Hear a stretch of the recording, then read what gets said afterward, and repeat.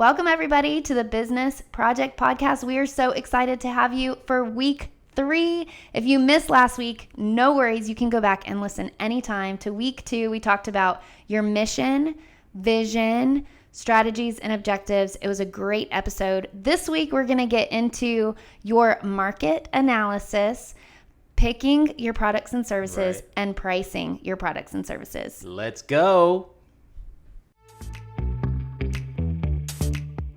The Business Project Podcast. Business can be complicated. We break it down so regular people like us can understand and find success. I'm John Crespo, accountant and consultant. I'm Casey Bryant, marketer and event planner. If you run a business or want to run a business, welcome to the show.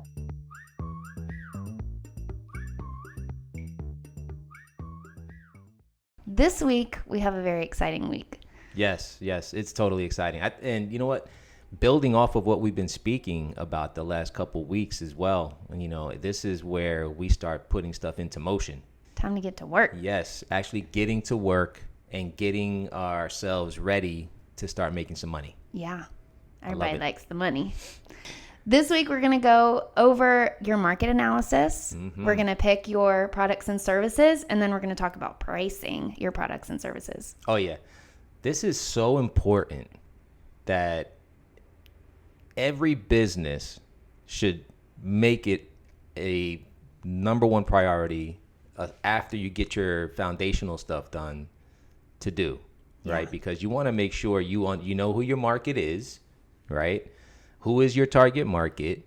A lot of people don't even know that. They don't. Who their target market is. Yeah. So how are you supposed to price your services or products or sell if you don't know who you're selling to? Exactly. So that's more in the research phase of putting a business together, right? The market analysis. Listen, I think if you're probably getting the underlying tone of starting a business is research. Like deep research.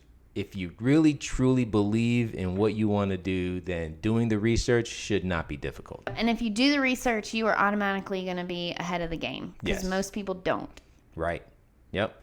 So it goes perfectly into what we're going to talk about today, the market analysis, the pick your products and the pricing, because when you do the research, you'll know who your target market's going to be, right? You'll know what kind of products you can sell to them, and then you'll figure out the best pricing approach to that, because you can't just price it off a number that comes up in your head either.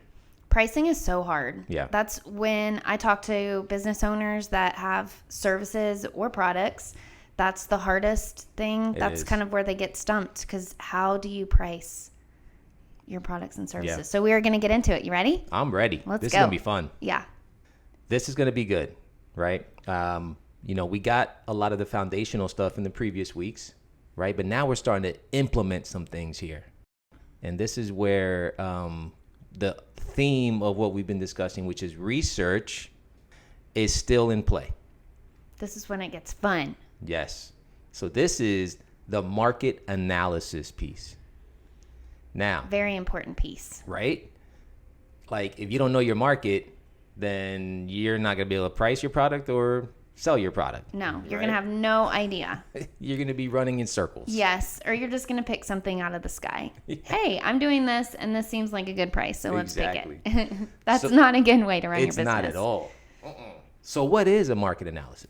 A market analysis is looking at the businesses in your industry, even sometimes the businesses that aren't in your industry, and figuring out what they're offering, what their prices are, how they are unique in your market, what their branding looks like, pretty much everything involved with a company's overall strategy. Right. That's really good. And I think how important is that, right? To know what your industry is all about before you get into it. Yeah, so important. And I think we talked about before, this isn't to copy anybody. This isn't to get intimidated. I think the whole point in doing your market analysis is learning what is out there, what is your competition doing, and how can you stand out? What can you do to stand out? Right. How can you price yourself well? And what do you want to offer value? Do you want to offer the best pricing? Do you want to offer the best customer service?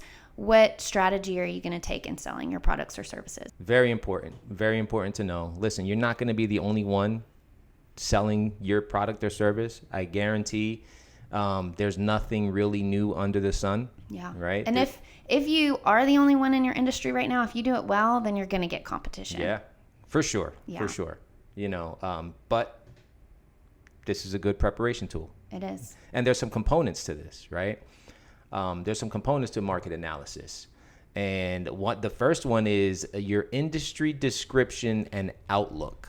So when you're doing your research on your market, what is your industry and what is the outlook? So outlook, when I think of outlook, I look at, is it a growing industry?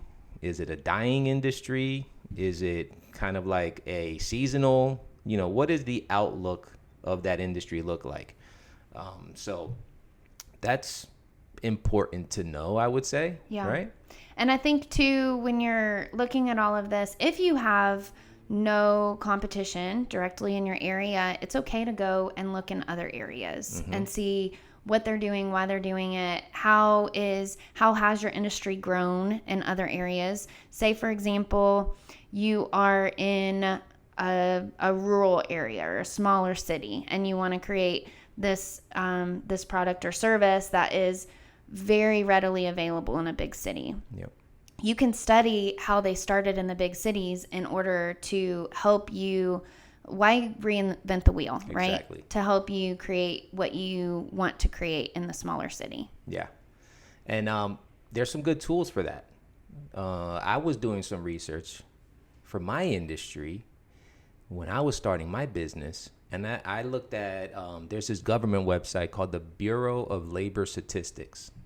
They go into industries and they tell you, you get a whole graphs, you get everything about particular industries that you can really get some good information out of to help in your creation and in your market analysis. So there's some really good tools out there online to help, so it takes the research.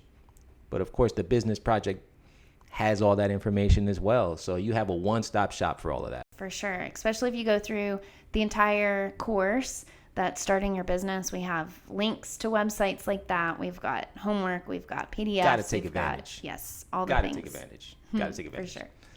Good plug. Right? Yeah. Always gotta plug it, you know? So when you're looking at your description and your outlook, you want to look at size, growth rate, trends, and outlook is where we're going with that. Yep. Trends is a good one. Yeah. How is it trending? Mm-hmm. Yeah, that's going to be a key one. For sure. Because you're going to have to make some changes depending on how the industry is trending. Clients and customers are fickle, right? When it comes to buying stuff, that means they change their mind a lot, right, on how they like to buy things. So you might want to see if the trending is going down, then maybe there's a change that has to be made to attract more clients. Or how can you create a product or service in that gap? Mm-hmm. If something is trending downward and it's getting less and less popular, how can you create something that is new and exciting to fill in that gap? For sure. Because they got to go somewhere, right? Exactly. Yep. That's good stuff. Good stuff to know. Mm-hmm. Keep following us. You're going to hear some juicy stuff for your business. So what do we got next? Let's go into target market. Yes. That's a good one. Target market. Yes. This one, I feel like I can't even tell you how many businesses and entrepreneurs I've talked to that have been in business even for 10 years and they have no idea who their target market is. They say everybody. Yeah. Everybody is my target market. That I would say over half of the people that I work with, when I ask them that question, they say everybody is my target market. And that's that is the wrong answer. It is. It's so wrong, because is everybody really your target market? Even if you're a gas station, is the first thing that comes to mind. Pretty much everybody uses gas, but they still have a target market or a specific audience that they're going for, right? Like they have to have a car or something to put gas in. If they're an upscale one that's selling food, they're also looking for a specific type of person. My husband spends a lot of money at the gas station, so he would be their ideal customer. High travel area. Yeah. Right? You want to go where there's going to be a lot of people that's going to need gas. You can't put a gas station in the middle of a cornfield where nobody drives down, because you'll get one customer maybe a month. That's not ideal for running a business. So who is your target market when you're looking at putting your business together? Who are you looking to attract to buy your product or service? And that might change. This is one of those things that can be flexible. Say when you're first starting, you think that your target market is going to be this specific person. And the more specific you can be, down to their age, their gender, their likes, their, all of that needs to come into account. And the more specific you can be, the easier it's going to be to find those people, because then you can see where they're shopping, where are they currently looking on social media, what are they doing besides whatever you offer. And so it's going to be a lot easier to find them. It's going to be a lot easier to attract them. And if for whatever reason, as you're going along with this, you might unexpectedly find, there's another market over here that we didn't even think about that is really loving and enjoying what we do. Right. Yep. So getting to know your target market, definitely put that on the priority list in your analysis. You got to know who that is. You got to know and be as specific as possible. Yeah. And then everything needs to revolve around that, what your target market is. Yep. For sure. And a good way I feel like to pick your target market too is to figure out exactly who is your ideal client. Who's what problem are you solving? You should know that by now if you've been listening to us. Yep. What problem are you solving, and who is going to need you to solve their problem? Yep. Who is it going to affect the most? Who's going to be the beneficiary of that problem that you're solving? Yep. That's important. So follow those steps and you're in the right direction for sure.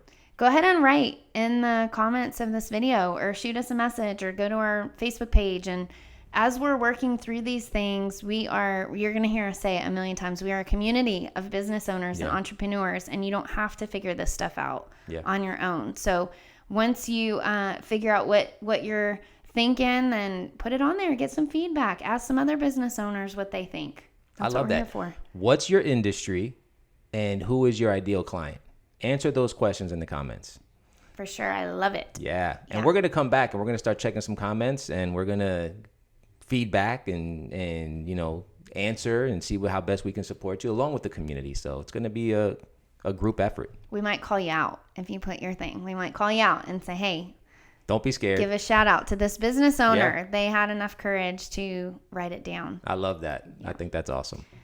Competitive analysis. Who's your competition? Oh, believe it or not, you know what? A lot of people really dwell on who their competition is, right? It's good to know who your competition is, but don't let that run your business, right? Don't make that like your ultimate goal is to beat this person or beat this other business, because there's plenty of business for everybody, but it gives you a good idea of how they're successful, what's making them successful, or how they're being successful, and some of the struggles that they're having, and how you can incorporate some of that into your business as well. Yeah, and your competition can even be, I feel like sometimes an ally for you as you grow. A couple of examples that I can think of is if you're thinking of starting a restaurant and you have one restaurant in an area, you're going to attract people, a certain amount of people. But once that area becomes a destination and there's a couple of shops and a couple of restaurants, then the people that are advertising next to you, even though they might be your competition in another restaurant, they're bringing people that's also going to see your place, and it costs you nothing. Exactly. And so they're going to be like, oh, I didn't even know your business existed, and super excited to try your place next time. And another example I can think of is if you are doing commercial house cleaning. So you want to be, your goal is to be the best commercial house cleaner in your area. Then partnering with somebody that does residential house cleaning might be, even though they're technically competition of yours, that might be a good relationship to have, because then you can refer all of those customers that you don't want to another business that you recommend. I love it. Why do you think there's organizations out here in the community that bring people in the same industry together? So for instance, you have your realtor associations, right? We're in Clarksville, so there's the Clarksville Association of Realtors, right? Where all realtors get together, right? All they sit bazillion down, of them here in Clarksville. right? There's like over 1,000 in Clarksville. But they get together, the ones that are associated with it. There's training, there's all that stuff that they can do. So there's organizations out there. There's insurance organizations, there's electrical organizations, contractor organizations, all these organizations of like-minded businesses that get together and they share struggles. They share training opportunities with each other. They share opportunities with each other. So it's good to know who your competition is, but it's also good to learn how to work with them, like you were saying. I think that's amazing because it's really, there's so much out there for everyone. My husband has an electrical company and he works with his competition a lot. Number one, if he gets a call for a job that he doesn't have time to take, he'll refer them to his competition. Sometimes they'll even share employees, because electrical can be a very seasonal thing. So like sometimes they're super busy and other times they're not. And so they can share employees. So I wouldn't necessarily always look at your competition as a bad thing, but it can also work to your advantage. And I would also encourage you I think that we need to change our mindset as entrepreneurs in this area because competition is a good thing. That's the whole point in living in this country and being able to, grow your business is it also makes you better. Having somebody to compete against makes you want to do better. Yeah. Yeah, you don't want to be in a silo, right? Think about it. If you make partnerships with people in your industry, you can actually talk to someone about your struggles because they're going through the same thing probably, right? So you have someone that you can actually bounce off ideas, bounce your struggles off of, and come up with steps forward to overcome that stuff. So competition is not a bad thing. It's also, again, you get to learn what their strengths are, what their weaknesses are, and how you can overcome those in your business as well. Good stuff. I love it. Good stuff. Good stuff. Are y'all feeling good about your market analysis? You feel like you can go do some research and figure out where you want to place yourself in your market? Yeah, this is good stuff. So take some notes. And again, put what you're learning in the comments so that we can support that as well. Or if you have any other feedback or any other tips to give to other business owners, make sure you put that in here. Yep. Again, we're a community. We are. What's you ready for part 2? I'm ready. Let's take a quick break and we will be back. We'll be back. We'll get back to the show in just a minute. First, we'd like to tell you about thebusinessproject.com. This is a one-stop shop to help you grow your business. We're just getting started, and as one of our very first subscribers, you can join now for just $19 a month, which will give you unlimited access to a growing library of videos on topics like branding, marketing, social media, and much more. See you there. And we're back. This Woohoo! is so much fun. I'm telling you, this stuff, if I had this when I started my business, things would have been so much easier for me. So much easier. Right? Like this is amazing. And the way we're breaking it down is just it's exciting to me. Starting a business can be very challenging. Yeah. I think a lot of people don't talk about actually how hard it is to be a business owner. So true. I think that they see the people that are successful and they think that it happened overnight and they're like, oh, that was so easy. But they don't see all the sleepless nights and the challenges that they went through and all the things.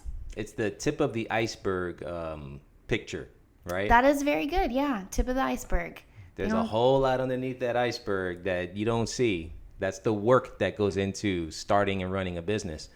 The tip of the iceberg, people had to get to that point.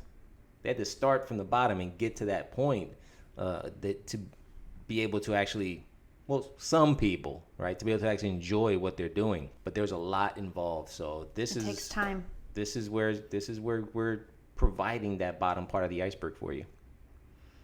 So the next one This is a good one, right? Yeah. Pick your products and your services. You got to pick it now. I think a lot of people, when they get into business, they get really, really excited about business and they think, oh, I'm going to do this and I'm going to do this. And they end up doing too many things. Mm-hmm. This is one of those areas where simple is better and less is more. Yep. When you start out, you don't want to offer a million things and do it halfway. It's a lot better to offer a couple of things and do it with excellence. Yep. Agreed. So if you break it down let's break it down products and then services, right? If you're going through this process and you've gone through the market analysis and you understand your industry, you understand your competition, you got an idea of what they're doing, right? It brings you to a point where you're like, okay, I know pretty much the types of products or services that are being sold and the popular things right now. So here's how I can do it. So let's break down a product, right? How would a new business owner, after going through these processes, get to that point of picking the actual product? I think that is a very good question. And I think that there are a lot of things that go into picking a product that's not even necessarily the product. You think about, if you're doing clothing or if you're doing soap or if you're doing drinks or whatever, there's so much more that goes into that product than just the actual product. There's packaging, there's branding, there's how do you want people to look or how to feel when they look at your product or when they walk in your door, right? There's so much that goes into it. For real. So picking your products, I would say, like I said just a minute ago, start with a couple of things that you know that you can do really well and get really good at those couple of things. And then you can add things later or you could just keep those couple of things. I mean, if you guys are from the West Coast, you know about In-N-Out Burger. They do French fries and milkshakes and burgers, and that's it. Yeah. And they have been able to operate really well because they do what they do really, really well. Another great food example is Chick-fil-A. They do what they do really well. They have just a couple of options on the menu, and that's how they are. But, you can, as you get better and as you perfect those products, you can always add more. Yeah, totally agree. And, we have a note here that says commit to its success. It's like a commit tongue to twister. Its success. Yes. Commit to its success. Say that 10 times really fast. Right? Once you get the product or service once you've refined it down, you got the product or service you want to sell, you got to commit to making it successful. Like, you got to make sure that you're out there and you're grinding it, you're marketing it, you're doing everything to make it successful. So you got to commit to its success. Yeah, and you made a good point. There is, we mentioned the packaging and the branding and all of that of a product, but there's also the marketing, right? Yes. There's just a lot that goes into one little product, a lot more than you would think at the beginning. Yep. There's costs that go into bringing it to market, right? So it's called COGS, like cost of goods sold. There's costs into selling your product or service. And those costs have to be taken into consideration when you're determining what kind of product to sell, right? Is it even going to make you a profit? Or are you going to be a non-profit entity? So if you're a for-profit company, meaning you're doing this to support yourself and your family and your legacy, then you want to make sure that you're bringing a product or service to market that you can actually make some money off of. And sometimes the additional things that go into creating that product, like the marketing, like the packaging, actually cost more than that product does. I mean, you think let's use soap. If you see a little white bar of soap in a plastic wrapping bundled up like saran wrap, right? Or you see this beautifully crafted box with a bow and a ribbon on it. That soap could cost the same exact. The saran wrap is 10 cents. The box is $1.50. Right. It's the same product. You're buying it for the soap, but just that additional extra step makes it so much more marketable. Yep. But it also has extra cost to it. So if you're selling that beautiful soap for the same price as the one with saran wrap, you might not necessarily make money. Right. So detailing those costs are important, right? Like, make sure you're taking good records of what it is you want to, what you're picking as your product or service, maintain your records as far as, all right, here's how much the packaging costs, here's how much the marketing costs, here's how much the shipping costs, here's how much everything costs to be able to sell this product. Is it going to make me a profit, or how many do I need to sell to make a profit, right? Those are questions you want to ask yourself when picking it. And I think you mentioned one more thing I wanted to touch on that I thought was awesome, where you want to niche down or, refine your offering. You don't want to sell you don't want to. There's a term or a process that people say, casting a wide net, right? To get as many. That's not always the best approach when it comes to picking a product or service. You want to, pick a couple and be great at that, right? Be great at that. So that helps you then determine, should I change something? Should I move on to something else? Is this working? Is it not? Instead of having to worry about so many things at one time. And you can have as you're, building your company, you can have your products that you carry all the time, and then you can rotate things in. Mm-hmm. Keep the ones that are selling really good, and then rotate other items in and test market it and see, hey, is this something that I want to add, or is this something that's just a one-time thing? Love it. It's a great way. Let your clients tell you when it's time to add something or take something away. Exactly. Yep. So let's talk about services, because services is a whole different ballgame. Mm-hmm. Services is, you don't have as much of a, I think, cost that comes into your packaging and all of that, but you do have costs that comes into equipment and knowledge and time. Yeah. Servicing is, if you're going to add, say you're doing lawn care and you want to add tree service, there's a lot of costs that come into getting the equipment that you need, but then also, like we had mentioned with products, figuring out how much you need to spend on marketing that service. Yeah, exactly. That, insurance costs and all that stuff. When you're providing a service, the more services you provide, the higher the cost. So niching down, and service industry is called niching, right? You want to niche down your service to a particular focus. So for lawn care, for instance, right? There's so many things you could do in lawn care that not necessarily every lawn care company should be doing. You have hardscape, right? Where you're creating all this concrete blocks, you're building out outdoor spaces. You have the lawn care, right? And then you can add shrubbery, flowers. There's so many things that you can add to lawn service that maybe you shouldn't start out doing all of that at once. Start on one thing, cutting the grass, making it beautiful, doing those pretty designs, and you cut the grass. And then as you get good, if your clients are asking you to do other things, you can visit that. So niching it down is important when it goes to a service industry. When you niche it down, I'm going to take bookkeeping. I'm going to do a bookkeeping example. You want to, as bookkeeper, a good way to niche down your industry is niche down an industry that you want to focus on. Because you could say, like we talked about target market, everybody's my target market. Everybody needs accounting or bookkeeping, but that's not necessarily the best way to go. You need to have a target market. Yeah, you want to become the expert, the bookkeeping for real estate person, that expert, and then take it from there. So that's a good way to approach products and services.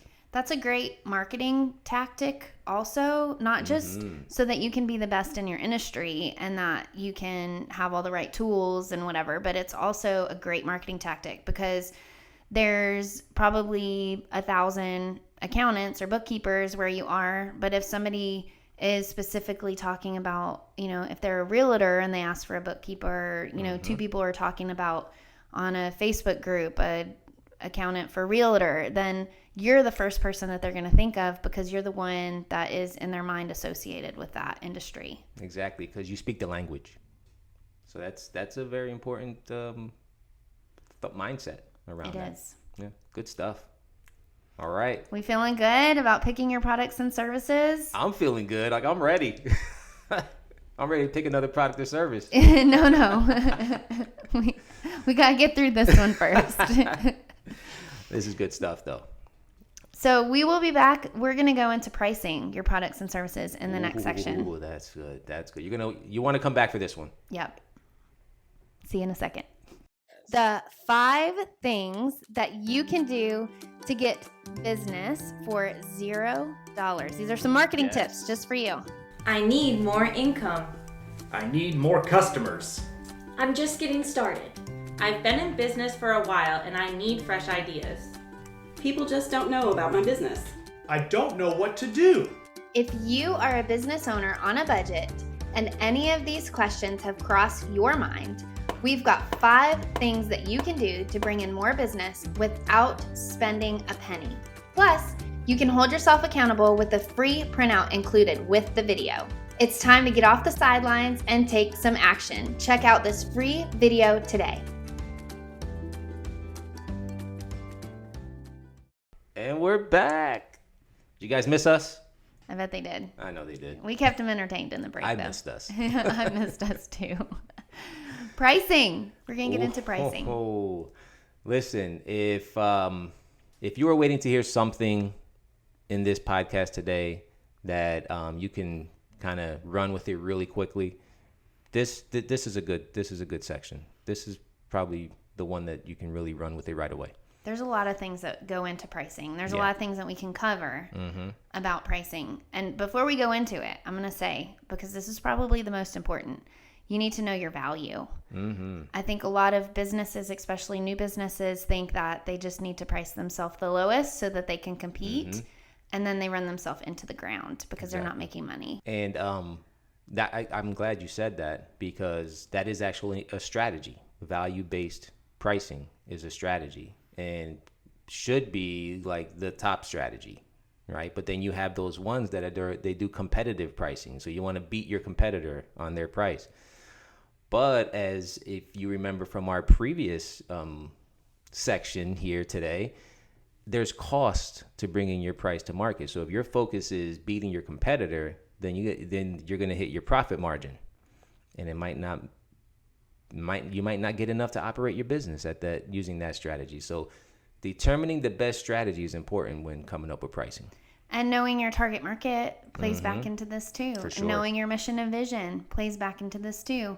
If you are just pricing your products or services based on being the cheapest, then those are the types of customers that you are going to attract, the customers that are looking for the cheapest. And a lot of times they are not the easiest customers to work with because they have a lot of expectations for little money. So let's stick with value-based pricing, right? How can someone show their value to their clients to warrant what they're charging? There's a lot of different ways Yeah. to add value, and it depends on your industry or if you're doing a product or service. We talked about packaging.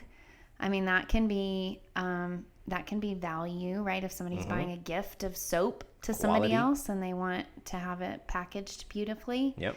Customer service is another way that you can add value. If you always answer the phone, or if you make sure to always, your employees answer with a smile. Also, providing $100 or 100% money back guarantee if they're not happy. That's another way to add value. Let's think of some others. I think adding an additional thing that costs you little but provides additional value is another way to add value. For sure. Partner with another company that can, in exchange for helping you get their name out there, they give you something to add into your packages. That's another way to add value. I think that's a great way to add value. And when you're able to partner with other industries and other products or services that you can package along with yours, to provide to your clients is an excellent value-based approach. Everybody wins. Yeah, for with sure. that. For sure. Yeah. And it builds your network. Yeah.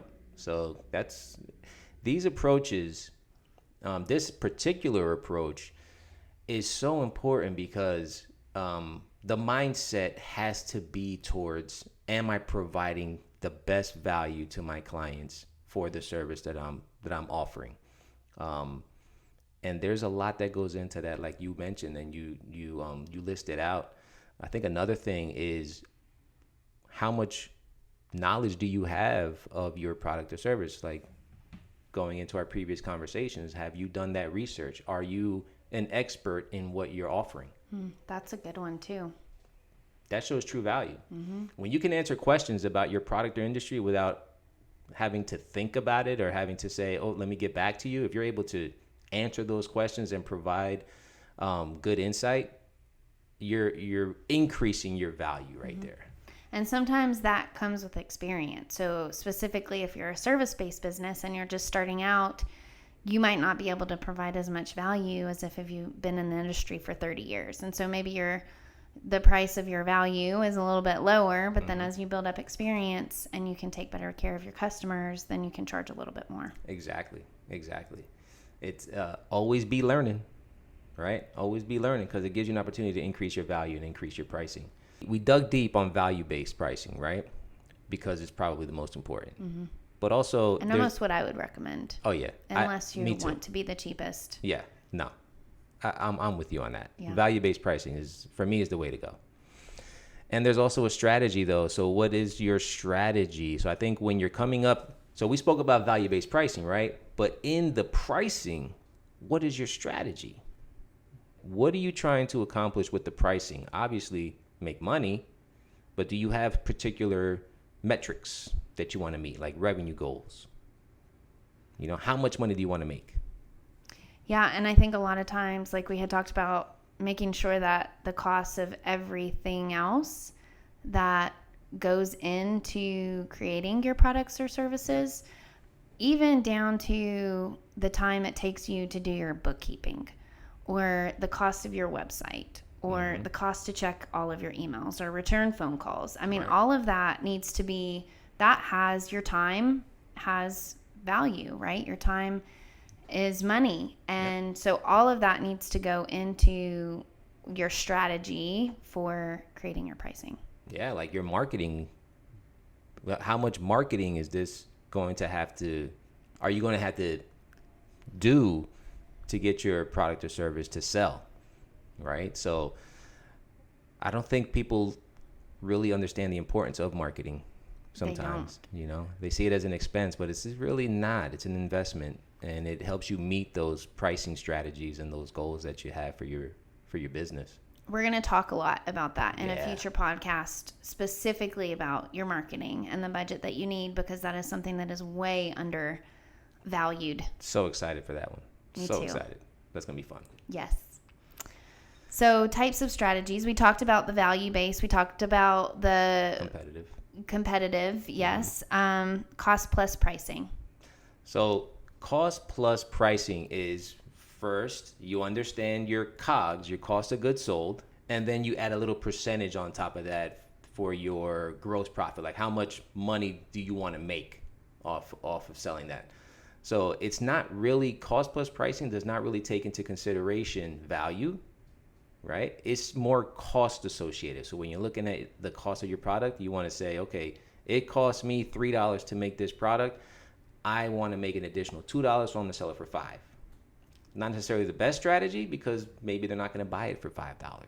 Another disadvantage, I think, to cost plus pricing, or not disadvantage, but I guess something that you need to consider when you're doing your pricing is, say you're making a bracelet, right? And the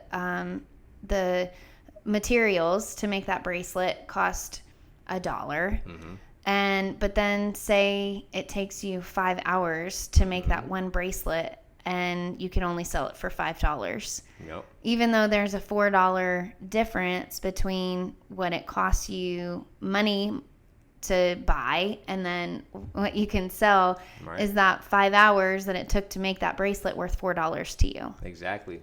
That time is money. Yep. So that's a huge consideration when it comes to bringing a product to market. How much time does it take to get that to happen? Yeah. So. And when you're coming up with your pricing, also this is very important. Initially, when you are starting your business, you might be doing a lot of the work. So say we'll stick with the bracelets. Say you're making bracelets and you're the one making the bracelets. But what happens when you get an order of 5,000 bracelets? Then you're going to have to hire somebody to help you make that bracelet. And so are you going to be able to pay them to be able to make a bracelet for 4 hours and make a profit. Because that's going to increase when you got to hire. That increases your costs exponentially. Hiring people. When you're pricing products and services, you need to keep in mind, or just from the very beginning, say, if I were to pay somebody to do this, how much would it cost? Right. Because you can't just raise the price later just because you hired somebody to do it. And why would you pay somebody else that amount of money to do something in your business, but you wouldn't pay yourself that amount of money? Very true. Very true. Yeah, this is good stuff. Hope you're taking notes because this is really good. If you need help, put it in the comments. Go to our social media, ask some questions. Go to thebusinessproject.com. We have 2 courses right now that are available for free. We have the 5 things you can do to market your business for $0. And then we also have the 28 steps to launch your business, which goes through just a checklist of 28 things that you need to do. Get your business license, get your logo, set up your social media. It goes through all of those. That is also a free course, mini course that we have available on thebusinessproject.com. And both of those put you in a community to where you can ask questions, brainstorm with other entrepreneurs. And so we really encourage you guys to go in and sign up for one of those free courses so that you can get access to all of the great things that comes with it. Love it. And, it's free. It's free. It's free for you because we are invested in your success. Because if you're successful, then we're successful, right? It's about building that community and really empowering our small business community to really, you're the backbone of the country. The small business owner is the backbone of this country. So if we can empower you to be successful, then we're helping to grow our country and helping make our country successful. So take advantage of thebusinessproject.com because the tools and resources that you get from there are just second to none. Yes, I agree. 100%. Love it. Let's do it. Yeah. So let's wrap it up. Let's wrap it up. You feel like we covered it all? I think we covered it all. We went over pricing your products and services. We went over picking your products and services. And we went over your market analysis. And I think that was all great. And it's so crazy and cool. And we hope that you guys can see how all of these all 3 of the episodes that we've done so far are just we're setting a foundation and we're building a solid brick wall on top of it. They're all tie in together. Thank you for tuning in. I'm excited about next week too. Next week is going to be a great one. So yeah. What do we have next week? Let me look it up really quick. Yeah, this is going to be great. Goals. Oh.